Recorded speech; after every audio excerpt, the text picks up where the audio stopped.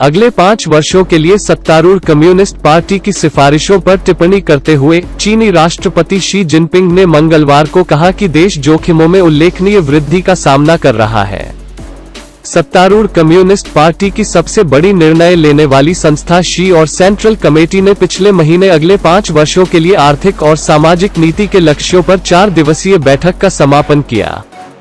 यह तुरंत स्पष्ट नहीं था कि शी किन जोखिमों का उल्लेख कर रहे थे, लेकिन चीन ने व्यापार, हांगकांग, शिनजियांग और मानवाधिकारों और कोरोना वायरस महामारी के बारे में आर्थिक झटके सहित कई मुद्दों पर संयुक्त राज्य अमेरिका के साथ बढ़ते तनाव का सामना किया। वर्तमान में और अगले चरण में चीन सभी प्रकार के विरोधाभासों और जोखिमों से ग्रस्त है और विभिन्न जोखिम वाले कारकों दोनों को दूर करने योग्य और अप्राप्य है, काफी बढ़ गया है, शी ने सिन्हुआ राज्य समाचार एजेंसी द्वारा कहा गया था। शी ने कहा कि 2035 तक जीडीपी या प्रति व्यक्ति आय को दोगुना करने के लिए एक संख्यात्मक लक्ष्य निर्धारित करने के बजाय चीन आर्थिक संरचना और विकास की गुणवत्ता को अनुकूलित करने को प्राथमिकता देगा।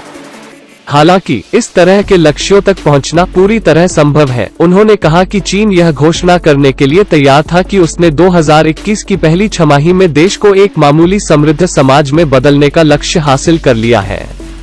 पार्टी ने कहा कि घरेलू खपत और नवाचार पर दोहरी मार पड़ रही है, जबकि निरंतर और स्वस्थ आर्थिक विकास के लिए लक्ष्य विकास की उच्च गुणवत्ता पर जोर देने के साथ पार्टी ने पिछले हफ्ते एक विज्ञप्ति में कहा, चीन 2020 तक जीडीपी को दोगुना करने के पिछले लक्ष्य को कम करने के लिए तैयार है, क्योंकि उस लक्ष्य को हिट करने के लिए अर्थव्यवस्था को इस वर्ष कम से कम 5.6% बढ़ने की आवश्यकता है। इस वर्ष अर्थव्यवस्था केवल 2% से अधिक बढ़ सकती है।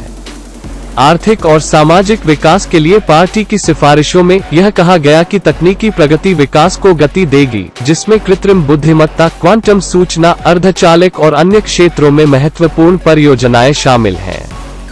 यह रणनीतिक उभरते उद्योगों में कंपनियों के विलय को प्रोत्साहित करेगा और बुनियादी वैज्ञानिक अनुसंधान में शामिल कंपनियों के लिए कर प्रोत्साहन प्रदान करेगा। यह ग्लोबल टेक इनोवेशन सेंटर बनने में बीजिंग, शंघाई और हांगकांग सहित दक्षिणी ग्रेटर बे एरिया को भी सपोर्ट करेगा। चीन ने राज्य की अर्थव्यवस्था की समग्र प्रतिस्पर्धा को बढ़ावा देने और अर्थव्यवस्था में विनिर्माण उद्योग की भूमिका को मूल रूप से स्थिर रखने के लिए कहा। पार्टी ने संपत्ति बाजार में सट्टेबाजी को हतोत्साहित करने की अपनी मौजूदा नीति को दोहराया। देखने के लिए धन्यवाद।